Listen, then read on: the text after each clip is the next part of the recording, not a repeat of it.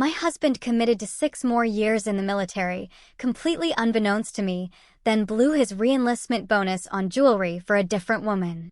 When I faced him at the FRG Christmas party, he called me hysterical and remarked, "You knew what you signed up for." I just stared back at him. That was 8 months prior. This morning, he was standing right outside my house, crying. "Oh, you guys are not going to believe what my life turned into." One moment, I thought I was finally seeing the finish line after 20 years of absolute hell, dreaming of a quiet life, a real home. The next, a whispered conversation ripped my entire world apart, exposing a betrayal so deep it still makes my stomach churn. What the hell happened next? Let me tell you. My mom? She was the living, breathing definition of a military spouse. Seriously. She could pack our entire house in 48 hours flat, make new friends at every base within a week, and somehow, she kept 3 kids fed, clothed, and in school through 8 different moves. Dad would deploy, and she'd be running every single FRG meeting, organizing care packages for the whole unit, and God, she never missed sending him his favorite beef jerky, even when money was so tight we were eating ramen for dinner. Other spouses called her at 3 in the morning when they couldn't handle another lonely night. She was their rock. Dad was finally coming up on his 20 years, and my mom, she'd been planning for this moment since deployment number 3. She'd saved every single penny, researched real estate in Colorado where her sister lived, even picked out the exact house with a wraparound porch, a home. "Just 1 more year," she'd say, her eyes distant, filled with this hopeful light. "Then we can finally plant roots. The kids can finish high school in one place." The re-enlistment ceremony was set for next Tuesday. Mom thought it was his retirement ceremony. She'd invited her whole family from Colorado, bought a brand new dress. She even made a photo album titled "The Journey to Home." I helped her glue every single picture. There was one of her crying in the driveway of our first base housing, pregnant with me. Another of her painting my sister's room for the 4th time, in a different house. She wrote little notes under each one. Move number 3, left behind the garden I planted. Move number 6, Tommy's best friend stayed here. But here's the kicker, the part nobody knew. Dad had already re-enlisted. 3 months ago. Signed another 6 years without saying a word. And that wasn't even the worst of it. Mom found out at the FRG Christmas party. We were all there, the whole battalion family thing. Kids running around hyped on cookies, some colonel's wife droning on about resilience or whatever. Mom was helping serve punch, a familiar ladle in her hand, when she overheard 2 lieutenants' wives gossiping by the dessert table. "Did you see Major Wilson with Captain Brooks at the PX yesterday?" They weren't even trying to hide it anymore. The other one laughed, a sharp, cold sound. 20 years his wife's been waiting for him to come home, and he's spending his re-enlistment bonus on jewelry for another woman. Mom's hand froze on the ladle. I watched her face. It changed real slow, like watching ice form on a window pane, that hopeful light in her eyes just dying. She carefully set down the punch, walked straight across that community center, and stood right in front of Dad. He was laughing with some other officers by the Christmas tree, oblivious. "Is it true?" That's all she said. Real quiet. So quiet, but everyone around them stopped talking. Dad's face did this thing where he tried to look confused. "Honey, what are you? The re-enlistment." "Captain Brooks." "Is it true?" The whole room went dead silent. Even the kids stopped running around. You could literally hear the shitty Christmas music playing from someone's phone. Dad straightened his uniform, looked her right in the eye. "We should discuss this at home." Mom laughed then. Not a real laugh. The kind that makes your skin crawl. That tastes like ash. 20 years. 20 years I've waited for you to come home. Really? Come home. Not just between deployments. Not just for a weekend. Home. Her voice was getting louder, shaking. I've been the married single mother. I've been the mover, the packer, the keeper of everything while you played soldier. And you couldn't even tell me you signed away 6 more years of my life. Some colonel tried to step in, saying something about maintaining decorum. Mom turned on him, her eyes blazing. Decorum? Decorum. Where was decorum when I was in labor with our 2nd child and he was in Iraq? Where was decorum when I had to explain to our son why Daddy missed his high school graduation for a training exercise?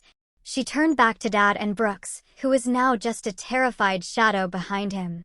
Really? She's 23 years old. Dad's jaw tightened. Linda, you're being hysterical. This is what military wives do. You knew what you signed up for. Maybe if you understood sacrifice. Sacrifice. Mom pulled out her phone, started scrolling furiously. Let me tell you about sacrifice. I have 4,000 photos on this phone. You're in 217 of them. I know because I counted. I counted while you were deployed again. She threw the phone at his chest. It bounced off his medals with a pathetic clatter.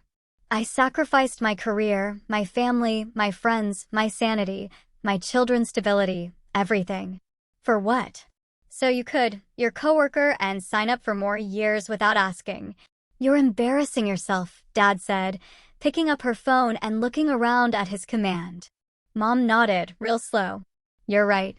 I am embarrassing myself.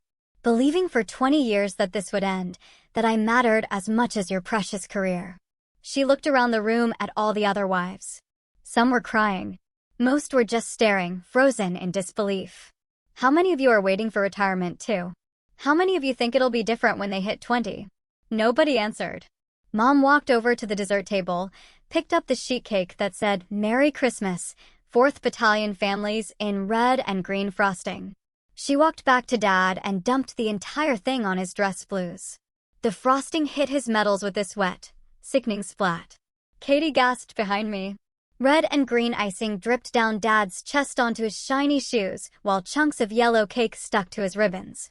The whole room just froze.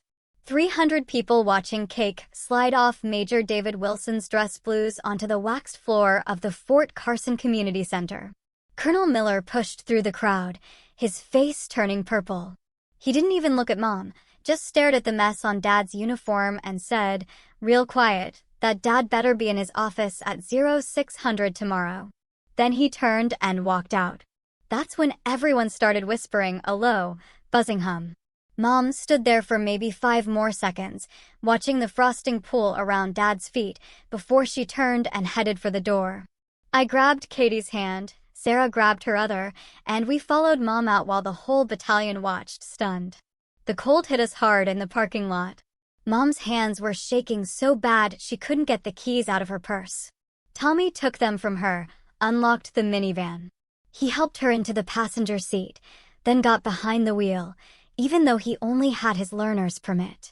Sarah climbed in back, with Katie, who kept asking why Mommy threw cake at Daddy. Mom just stared out the window at the mountains while Tommy drove us home. Her hands wouldn't stop shaking. The house felt different when we walked in. All Mom's retirement party decorations were still up from when she'd been setting up earlier. The banner that said, "Finally, Home," hung across the living room. The photo album she'd made was sitting open on the kitchen table. Tommy helped Mom to a chair while Sarah took Katie upstairs for bed. Mom picked up the album and stared at this picture of herself, pregnant with Tommy at Fort Bragg. She looked so young. After a long time, she pulled out her phone and typed something. I saw over her shoulder. She texted Aunt Margaret just 2 words, "I need you." Then she set the phone down and kept looking at that photo album. We stayed up with her until after midnight, but Dad never came home. Mom couldn't sleep. Around 2 in the morning, I heard the garage door open and saw her car backing out. I followed her.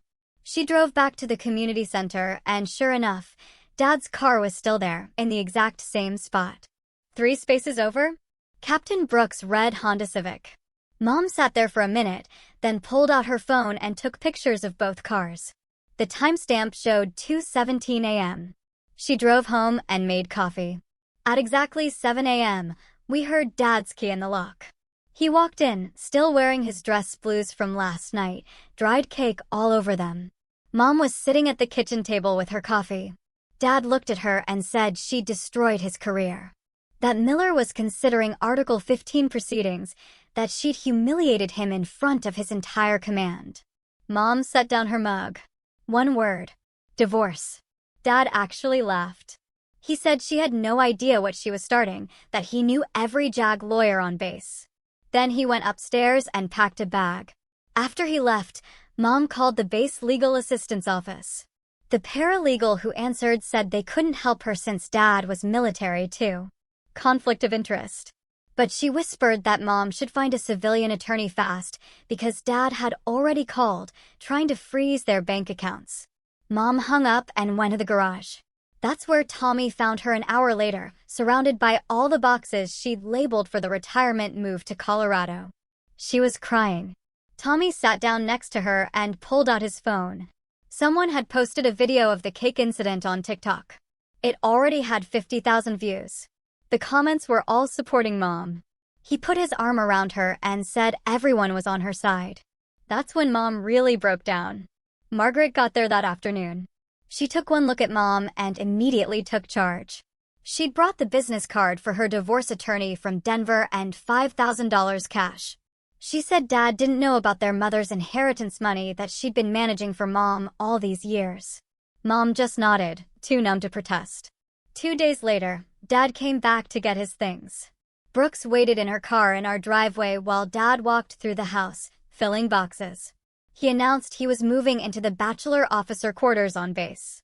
He wanted the kids every other weekend, starting immediately. Katie ran to him and hugged his leg, but Tommy and Sarah stayed in the kitchen. They wouldn't even look at him. After he left, Mom met with the attorney Margaret had recommended. Jennifer Martinez specialized in military divorces. Her first question was whether Dad had been hiding money. She explained that re-enlistment bonuses for 20-year majors were typically $45,000.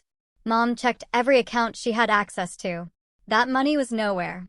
The next morning, an official envelope showed up at our door with the base housing office seal on it. I'm really curious how Mom kept track of exactly 217 photos out of 4,000. Did she count them during all those lonely nights? The cake hitting those metals must have made such a specific sound. And I wonder if anyone filmed it before that TikTok. How did Margaret know to bring exactly $5,000 cash? I opened it right there on the porch, and my hand started shaking. Dad had removed me as an authorized resident 3 days ago. I had 30 days to vacate the premises. The letter said only service members and their listed dependents could occupy military housing. My name wasn't on the list anymore. I walked back inside and found Tommy at the kitchen table doing his calculus homework. He looked up when I came in, and I saw the dark circles under his eyes. He'd been staying up late helping Katie with her nightmares while I was dealing with lawyers and paperwork. My 17-year-old was being the parent I should have been. I sat down next to him, and he pushed his homework aside. He told me he'd been handling things so I could focus on the divorce stuff. Said he knew I needed to fight Dad, but the girls needed someone stable right now. That's when Sarah came downstairs, carrying this beat-up purple notebook. She sat across from us and opened it to the first page. December 15, 2014, it said at the top, Dad missed my piano recital for an optional training exercise. She flipped through page after page. Every birthday he missed, every school play, every parent-teacher conference. She'd been tracking it all since she was 10 years old. 6 years of documentation. She pushed the notebook across the table and said she knew I'd need it someday. The phone rang before I could respond. It was Janet Morrison, the FRG president. She said we needed to talk about my position as volunteer coordinator. Half the wives were demanding I step down after the Christmas party incident. The other half said they'd quit if I was forced out. Janet's voice got quiet, and she said David had been calling people, telling them I was having a mental breakdown, that I was unstable and shouldn't be around the other families. She didn't believe him, but some of the senior officers' wives were listening. I thanked her and hung up. 2 hours later, I was at Katie's elementary school because they'd called about an emergency. I found David in the principal's office with a stack of forms. He was trying to remove me from the authorized pickup list and change the emergency contacts to just himself and Brooks. The principal, Mrs. Wright, was refusing to make any changes without my written consent. David stood up when I walked in and started yelling about parental alienation. Said I was poisoning the kids against him, that I was keeping them from their father. Mrs. Wright called security when he grabbed my arm. 2 security guards had to escort him out while he kept shouting about his rights as a father. The principal apologized and assured me nothing would change without my permission. Jennifer called that afternoon with news about the financial records. She'd gotten the subpoena approved and found the re-enlistment bonus. All $45,000 sitting in an account David opened 3 months ago at a credit union off base. Just his name on it. But that wasn't the worst part. There were charges going back 6 months, jewelry purchases at the mall, hotel rooms at the Broadmoor, expensive dinners at restaurants I'd never been to. The affair started way before the re-enlistment. He'd been planning this for half a year. Margaret picked me up the next morning and drove me to a therapist who specialized in military spouse trauma. Dr. Patricia Reeves had a small office near the base. I sat in her beige waiting room for 10 minutes before she called me in. I couldn't talk at first. 20 years of stuff just sat there in my throat, a heavy knot. She waited, didn't push. Finally, I started talking about the first deployment when I was 22 and pregnant and alone. About the second one when Tommy was a baby and I had mastitis and no help. About all the moves and the lost friends and the careers I never started. She listened to all of it, just listened. At the end, she gave me a yellow legal pad and told me to document everything from now on. Every interaction with David, every threat, every attempt to manipulate the kids. She said it would help in court. Tommy had basketball practice that Thursday, and I went to pick him up. Coach Williams pulled me aside while Tommy was in the locker room. He said David had called, trying to remove me from the pickup authorization list there, too. Coach Williams was a retired sergeant major who'd seen plenty of messy military divorces. He told me he'd informed Major Wilson exactly where he could shove his requests. Said Tommy was a good kid who didn't need this drama, and he'd make sure I could always get my son from practice. Small victory, but God, I needed it. When I got home, I decided to check the mail since David hadn't been by in days. That's when I found them. Credit card statements hidden behind the water bill. 3 different cards I didn't know existed. $30,000 in debt. All recent charges. I went through every transaction. A $1,200 bracelet from Tiffany, monthly payments on an apartment lease off base, furniture from Ashley Home Store. He'd been setting up a whole new life with Brooks using credit cards in both our names. My credit was destroyed, and I hadn't even known. Katie found me crying over the statements. She climbed into my lap and asked if Daddy didn't love us anymore. I held her tight and tried to find the right words. I told her Daddy loved her, but sometimes adults make choices that hurt other people. She looked up at me with those big brown eyes and said she knew. Said it was like when he promised to come to her spring play but went to work instead. Or when he said he'd teach her to ride a bike but never did. Even my 8-year-old had figured it out. 2 days before Christmas, the doorbell rang. It was Chaplain Morrison from the battalion. He wasn't there officially, he said. Just as a concerned friend. He sat in my living room and told me several senior NCO wives had come to him about David and Brooks. They'd seen them together at restaurants, at the movies, even at a hotel in Denver 6 months ago. He couldn't take sides in a divorce, but he suggested I request David's deployment records from personnel. Said there might be discrepancies between his official travel and where he actually was. Gave me the form number and the office to contact. I spent the next 2 days at the personnel office, filling out forms and waiting for records to print. The clerk kept giving me these looks like she knew exactly what I was doing. December 21st, I needed groceries and headed to the commissary, even though I usually avoided it on weekends when it was packed with families. I was grabbing milk when I saw Captain Brooks at the deli counter. She turned to reach for something, and that's when I saw it, my grandmother's antique sapphire ring on her right hand. The one that went missing during our move from Germany 3 years ago. The one I'd filed an insurance claim for. The one I'd cried about losing because it was supposed to go to Sarah. Captain Brooks saw me staring and actually smirked. She knew I couldn't prove anything without making another scene. I left my cart right there and walked out. Called Jennifer from the parking lot and told her to file the papers immediately. She'd been waiting for my go-ahead and said Major Wilson would be served at his office tomorrow morning. I knew this would blow everything up, but I was done being careful. December 23rd, I parked across from the base legal office at 0900, watched the process server walk in with the papers. 20 minutes later, Major Wilson came storming out, holding the envelope. He looked right at my car, and I didn't look away. His face went from confused to pure rage when he realized I was watching. He started walking toward me, but his phone rang, and he stopped to answer it. Probably his lawyer. I drove home and found Margaret already there with boxes. She'd driven down from Colorado to help me pack his stuff. We started with the bedroom, and that's when we found them, love letters from Captain Brooks hidden inside his field manuals. Dated from his last deployment when I was sending care packages every week. She was writing about their future together while I was writing about Tommy's grades and Sarah's dance recital. Margaret held me while I threw up in the bathroom.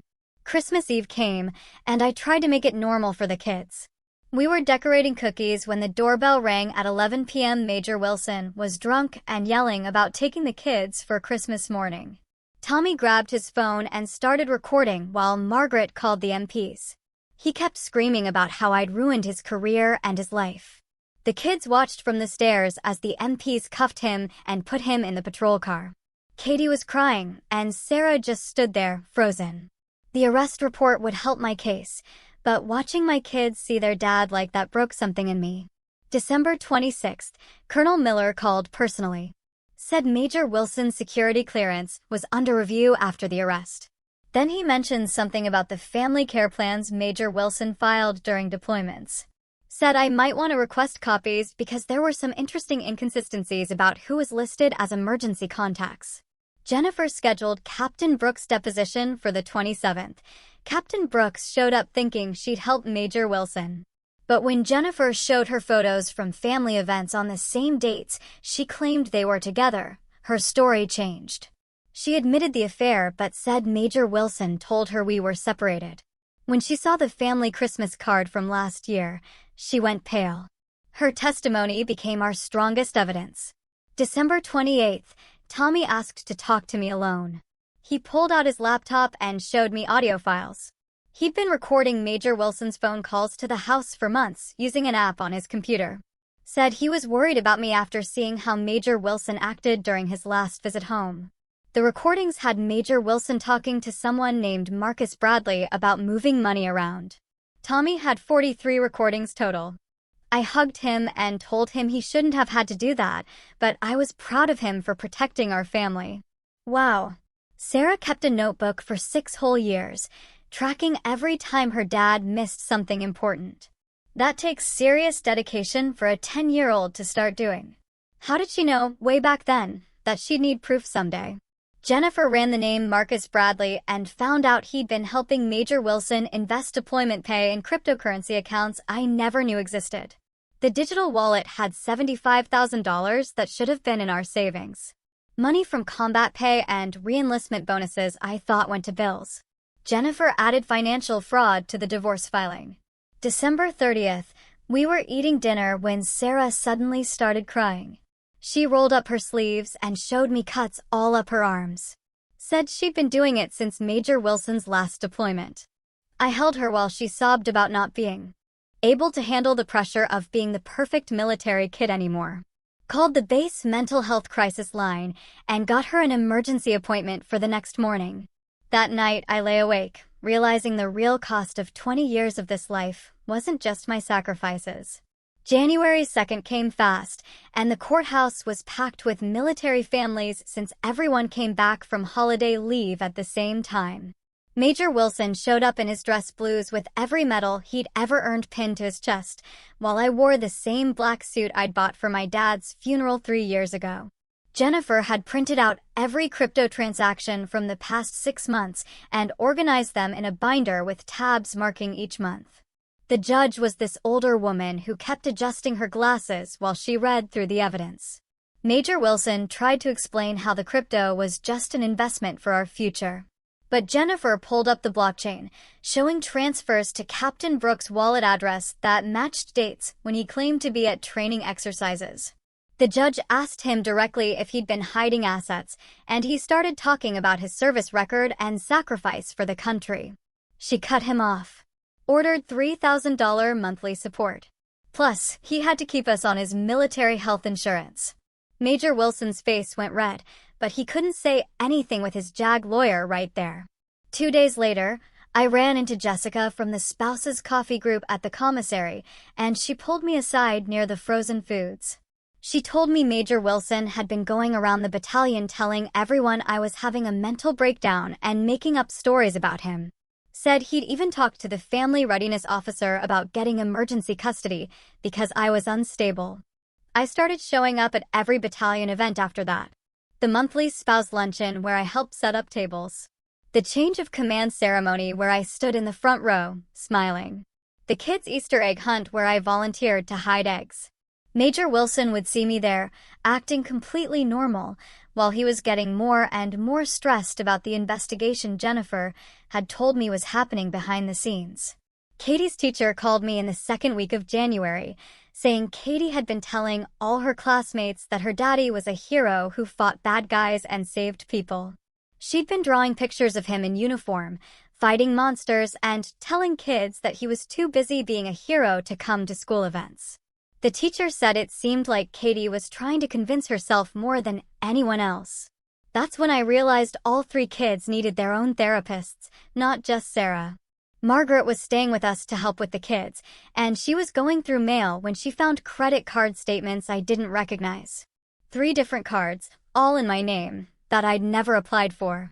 The charges went back 8 months and included hotel rooms, jewelry stores, and restaurant bills at places I'd never been. Margaret drove straight to the police station and filed identity theft charges while I called Jennifer to add it to our case. The fraud department said this was becoming common in military divorces where one spouse had access to all the personal information needed to open accounts. Brooks showed up at my house on a Tuesday morning when the kids were at school. She stood on my porch in civilian clothes, looking smaller than I'd ever seen her. Said she wanted to testify about everything if I agreed not to sue her for alienation of affection. She handed me printed screenshots of texts where Major Wilson called me psycho and manipulative while planning their future together. Messages where he said I was too stupid to find the money he was hiding. She had hundreds of them saved. I took the papers and told her to talk to Jennifer. I started going to a military spouse divorce support group that met Wednesday nights in the church basement off-post. Met Patricia, whose ex-husband had done the same financial tricks, but worse. She showed me how to check for other hidden accounts and walked me through protecting my credit. She'd been divorced 2 years and said the first year was hell, but it got better. Her ex was stationed in Korea now and hardly saw their kids. January 15th, Major Wilson's command officially gave him a letter of reprimand for conduct unbecoming an officer. His promotion board for lieutenant colonel got canceled indefinitely. He left me a voicemail screaming that I'd ruined his career and destroyed 20 years of work.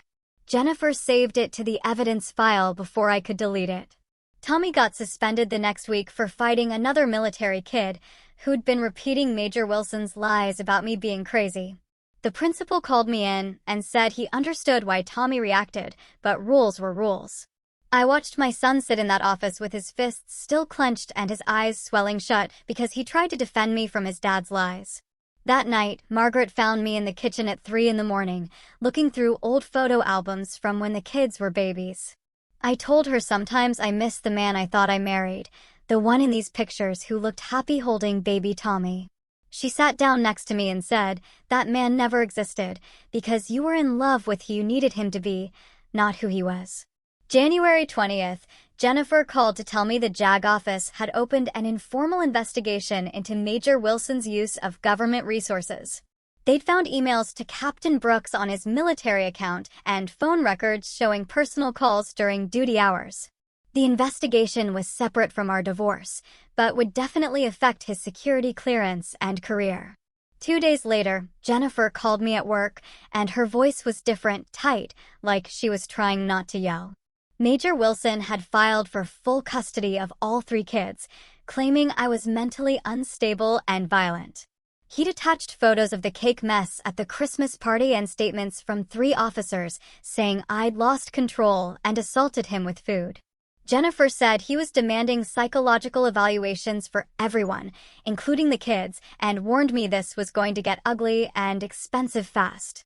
The court approved his request, and I had to meet with a psychologist named Dr. Freeman the following week in a cold office that smelled like old coffee and cleaning supplies.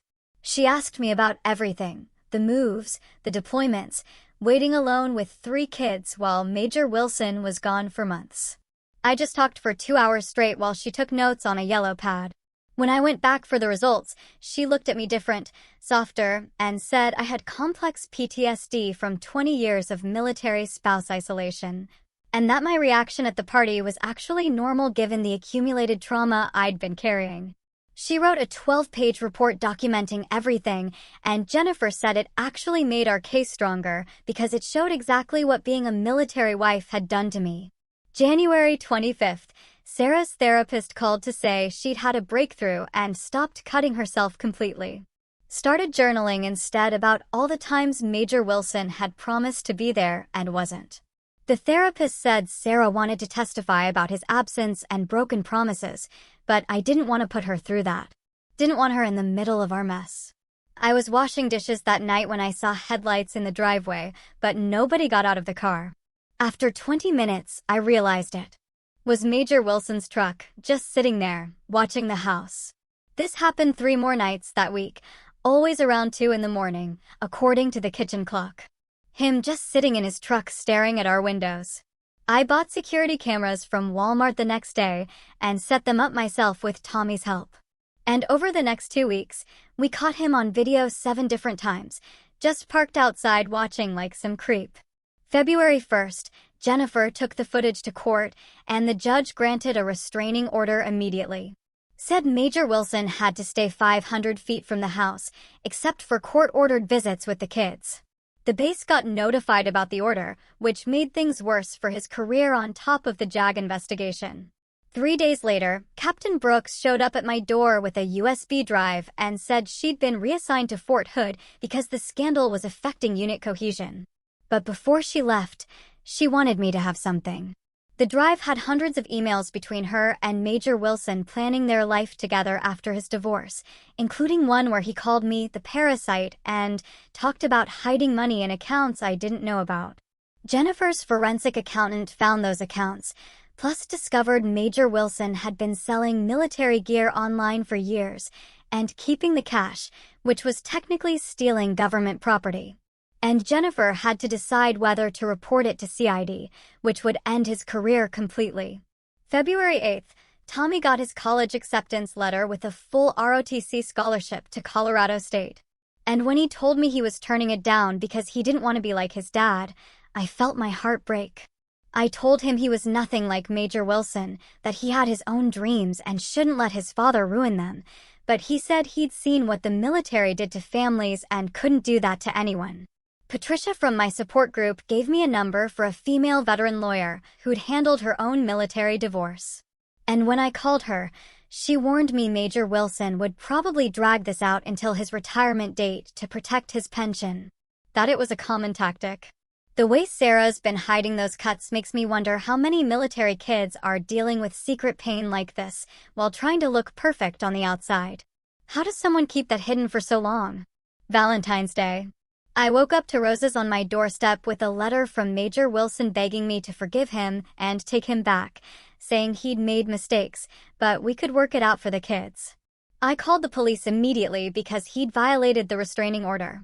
And when they arrested him at the base, it made the front page of the base newspaper with the headline, "Decorated Officer Arrested for Domestic Incident," which pretty much destroyed what was left of his reputation. Katie started seeing the school counselor twice a week, and the drawings she brought home made my chest hurt. Every single one had the same thing, our family standing together, and then this black figure way off to the side.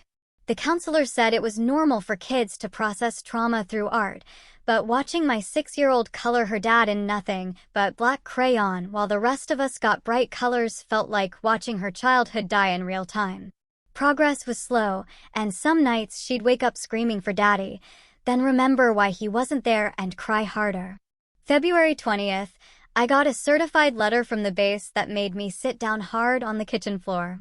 Major Wilson was being forcibly retired at exactly 20 years due to multiple conduct violations, including the restraining order violation and what they called behavior unbecoming an officer. His pension would be available for division in the divorce proceedings.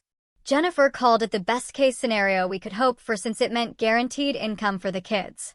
Margaret came over that afternoon with wine to celebrate, but stopped cold when she saw my laptop open on the kitchen table. She'd been helping me organize tax documents when she noticed an email in my spam folder from an address I didn't recognize. The subject line said something about family testimony. And when she clicked it open, her face went white. Major Wilson had been emailing my parents. My parents, who I hadn't spoken to in 10 years. My parents who were drunk more often than sober when I was growing up. My parents who forgot to feed me for days at a time and left me alone at 8 years old to go to the bar.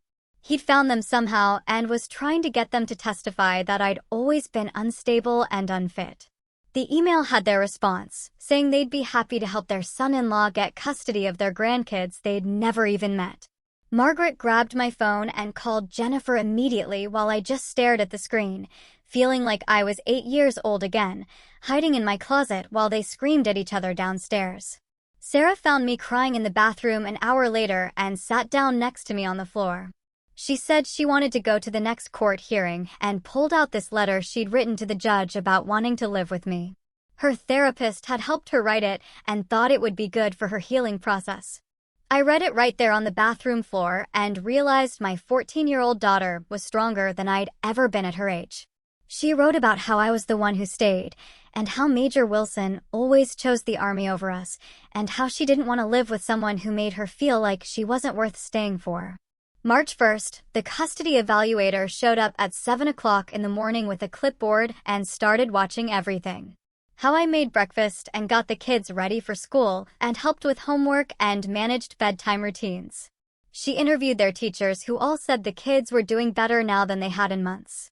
She talked to their therapists and coaches, and even the neighbor who watched Katie after school sometimes.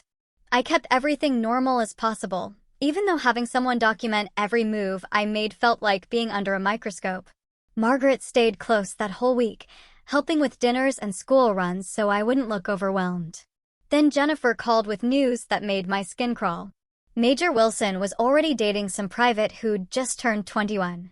Part of me felt relief, thinking maybe he'd leave us alone now, but mostly I worried about this girl who had no idea what she was getting into. The evaluator scheduled Major Wilson's visitation observation for the next Saturday, and it went exactly as bad as I knew it would.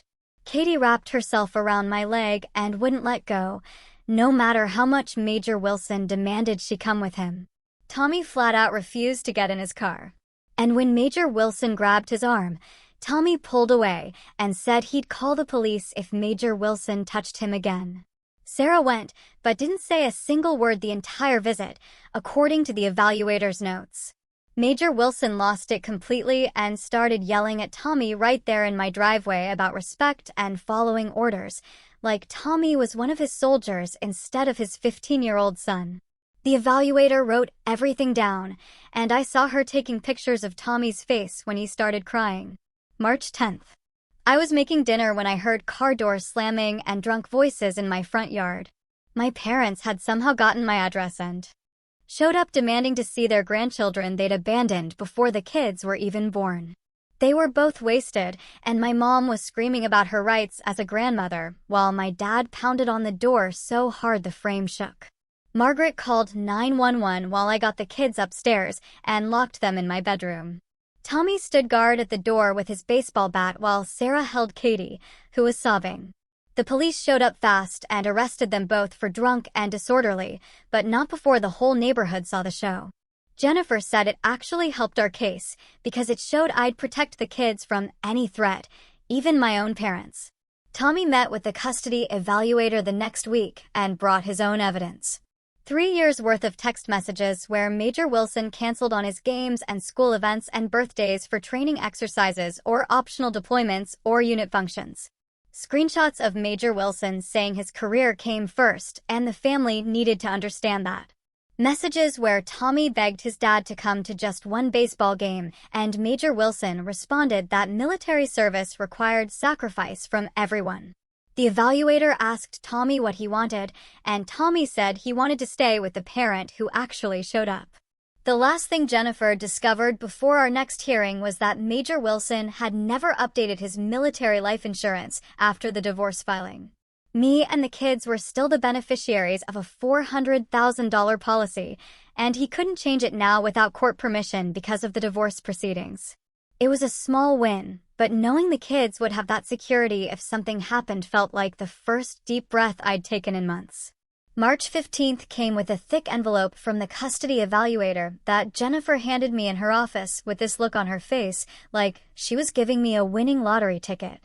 The report was 42 pages of observations and interviews and psychological assessments, but the recommendation was right there on page 3 in bold letters saying, "Primary physical custody should go to me with supervised visitation for Major Wilson, initially due to documented anger management issues and the children's clearly stated preferences." Jennifer was already pulling out her phone to call Major Wilson's lawyer when we heard shouting from the waiting room. And then Major Wilson burst through the door with the receptionist trying to block him. His face was red, and he was waving his own copy of the report and yelling about bias and how the evaluator was clearly man-hating and didn't understand military culture. Jennifer stood up, real calm, and told him he needed to leave or she'd call security. But Major Wilson just kept going, saying, "I'd poisoned the kids against him and manipulated the whole system." The receptionist had already hit the panic button, and 2 security guards showed up within minutes to escort Major Wilson out while he kept shouting about how this wasn't over and he'd appeal everything. 3 days later, I packed the kids into the car for spring break at Margaret's cabin up in the mountains near Woodland Park.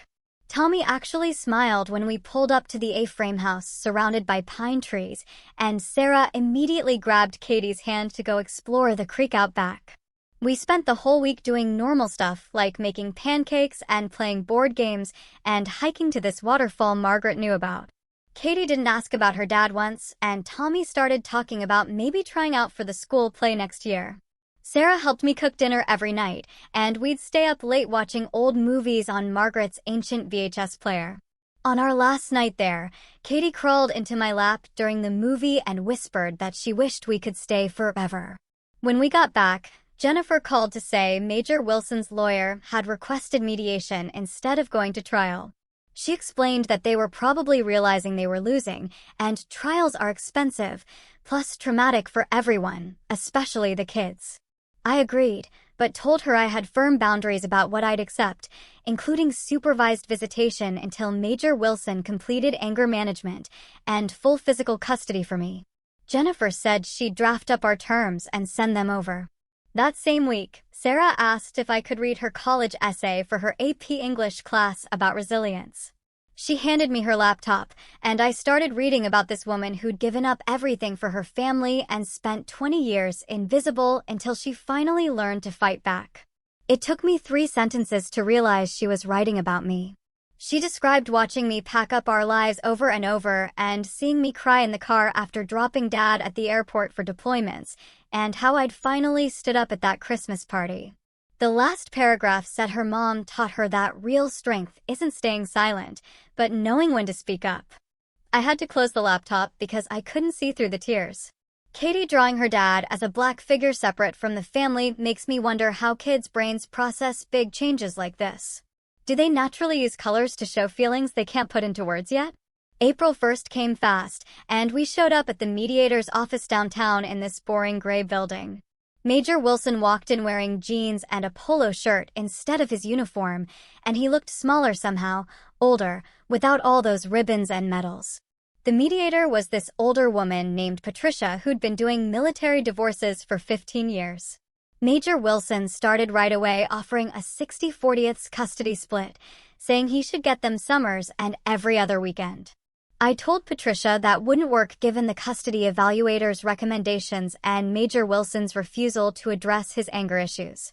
Patricia looked through all our documentation, and after 2 hours she sided with me, saying supervised visitation was appropriate until Major Wilson completed a certified anger management program. Major Wilson's lawyer whispered something to him, and his jaw got all tight, but he nodded. Then we moved to finances, and Major Wilson tried to claim he should keep his entire pension because, I quote, "I never worked or contributed financially." Jennifer pulled out 3 boxes of documentation she'd been collecting for months. 20 years of FRG meeting minutes I'd run and events I'd organized and care packages I'd coordinated. She had receipts for every move I'd managed alone while Major Wilson was deployed, including the moving company contracts I'd negotiated and the deposits I'd handled. She showed how I'd maintained our household through 8 deployments, keeping everything running while he was gone for a combined 7 years. Patricia started calculating on her computer, adding up what my labor would have cost if Major Wilson had hired people to do everything I did: moving coordinators, household managers, childcare, event planning, and all the volunteer work that kept his career advancing because officers' wives are expected to be involved. The total came to over $400,000 in unpaid labor supporting his military career. Major Wilson's lawyer was whispering urgently in his ear, and Major Wilson's face kept getting redder. Patricia said, "Given my substantial non-monetary contributions to the marriage and Major Wilson's career advancement, the pension should be split 50-50ths. 2 days later, Katie came home from her supervised visit with Major Wilson and climbed straight into my lap. She said Daddy made her feel sad because he kept asking questions about what Mommy was doing and who came to our house. I documented everything in the notebook Jennifer told me to keep and didn't schedule another visit when Katie said she didn't want to go anymore. At my next support group meeting, Patricia mentioned that Major Wilson had been calling around to other military spouses trying to get dirt on me. She laughed, saying nobody would talk to him because word had spread about what he'd done. 20 years of helping other spouses through deployments and crises meant they had my back now. Even the officers' wives, who usually stayed neutral, were telling him to leave me alone. The next morning, Margaret came over to help me update my resume, which hadn't been touched since before Tommy was born. She made me list everything I could do, which turned out to be a lot more than I thought. Project management, from coordinating battalion-wide events, crisis handling, from managing family emergencies during deployments, and logistics, from executing 8 military moves. Margaret said, "Military spouses are experts at everything except getting credit for it," and helped me translate my experience into civilian job terms. Jennifer called the next morning with news that made my stomach drop. She'd gotten David's financial records through Discovery and found something nobody expected. For the past 18 months, he'd been sending money to someone in the Philippines, a woman named Maria he met on some dating site while still living in our house. The transfers added up to almost $30,000. Money he claimed we didn't have when Sarah needed braces or when Tommy's car broke down. Jennifer said his lawyer actually put his head in his hands when she showed him the bank statements during our next meeting. David tried to explain it away as helping a friend in need, but the emails Jennifer found said otherwise. Full of promises about bringing her to America once his divorce was final.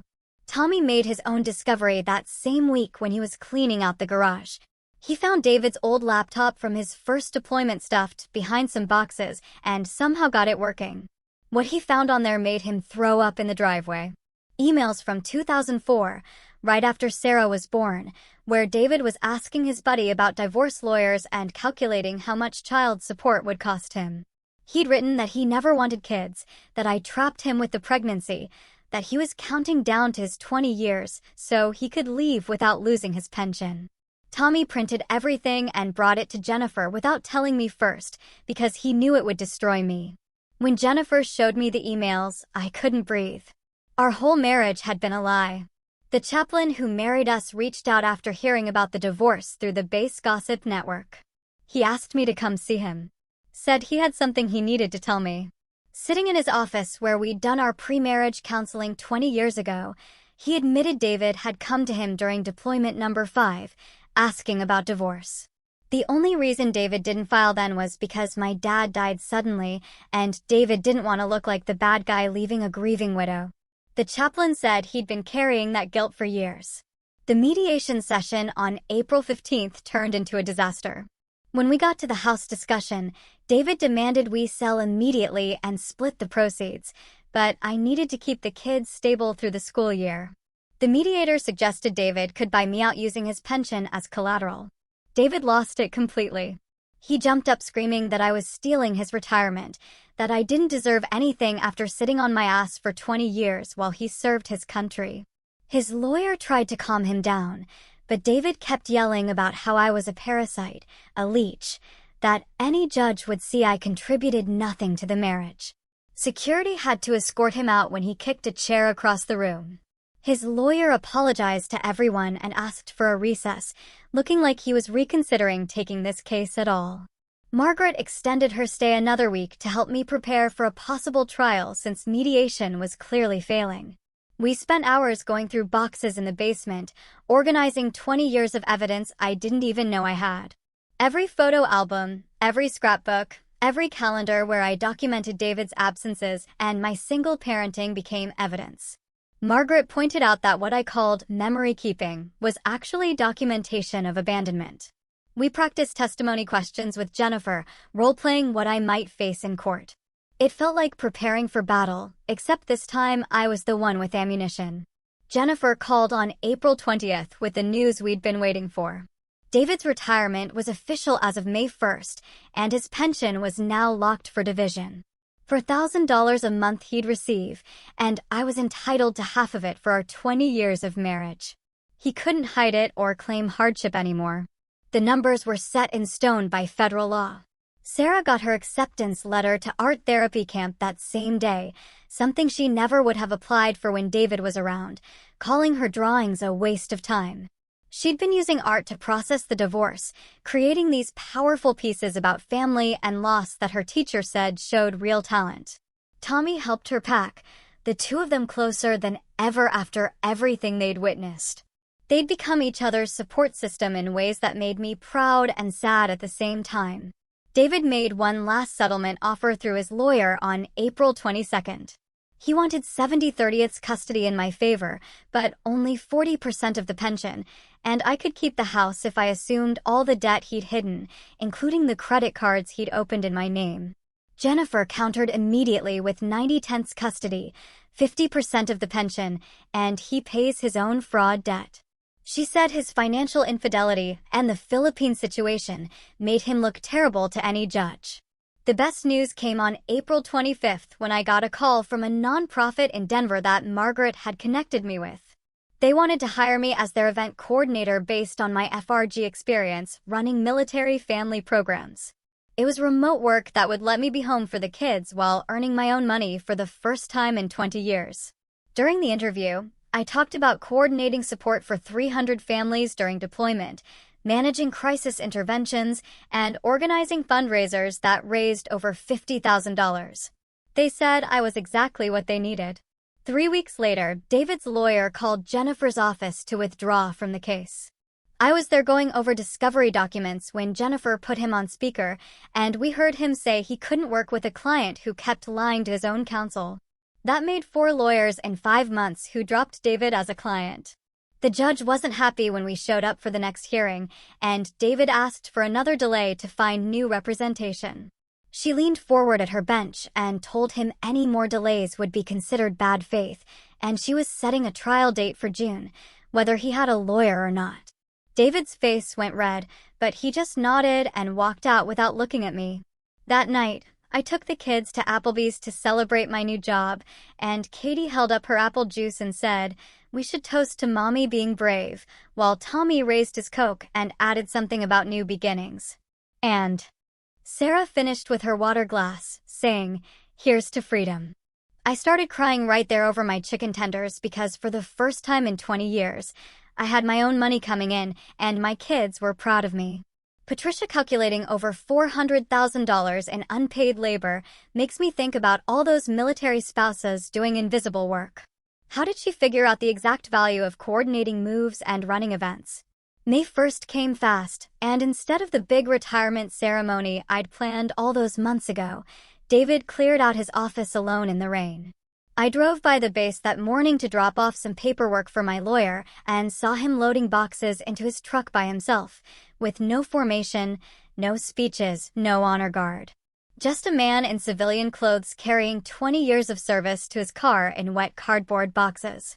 The sight should have made me feel something, but all I felt was empty.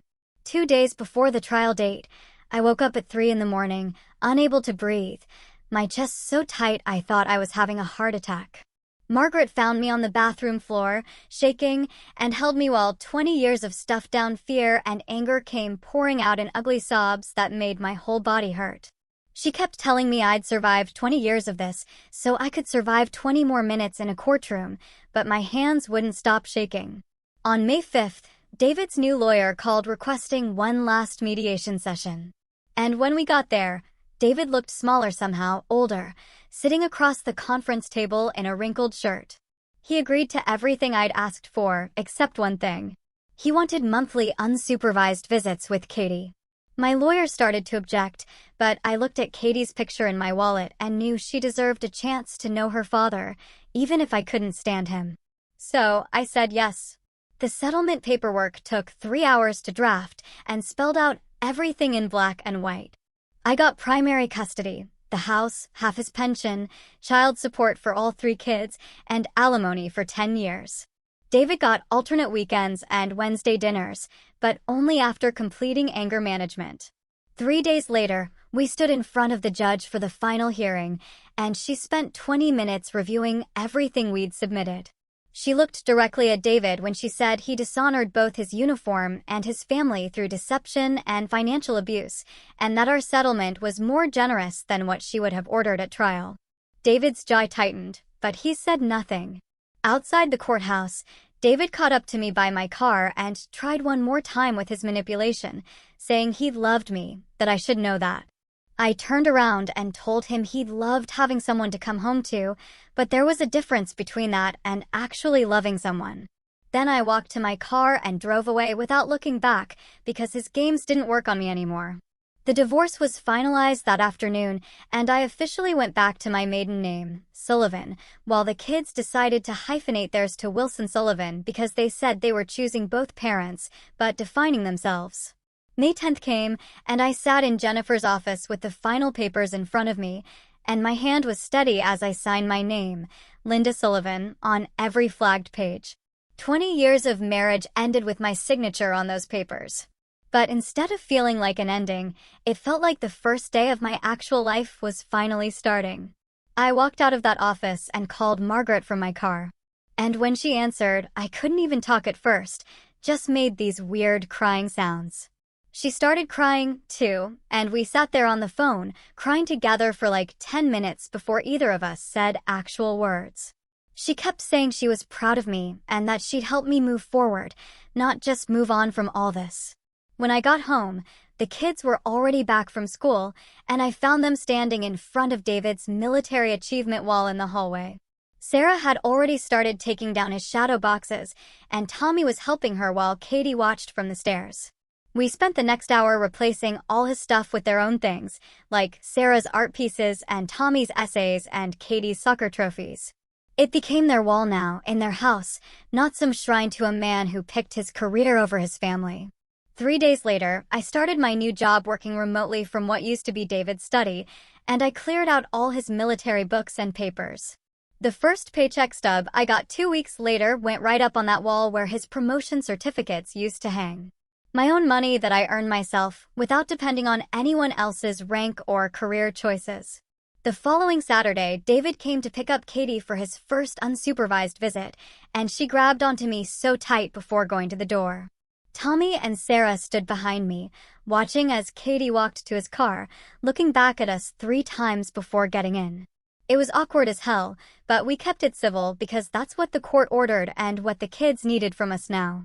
On May 15th, I went to my first FRG meeting since the divorce was final and walked into that room as a divorced woman, not a military spouse. The newer wives looked at me different now, with respect instead of pity. And when they asked for advice, I just told them to document everything.